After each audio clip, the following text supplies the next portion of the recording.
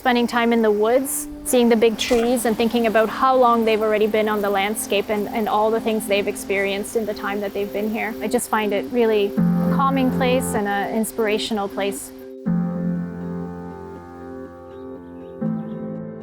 My name is Daria Kaczynski, and I'm the Acting Executive Director at Thames Talbot Land Trust.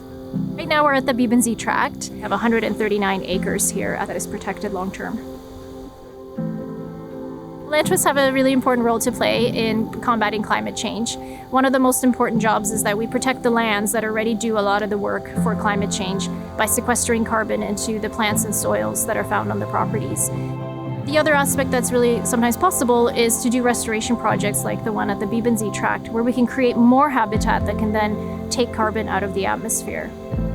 One of the things that we really looked at is restoring that old savanna type habitat, which used to be present on the landscape, but also we knew had a much better success rate of it surviving and thriving under hotter temperatures and drier conditions.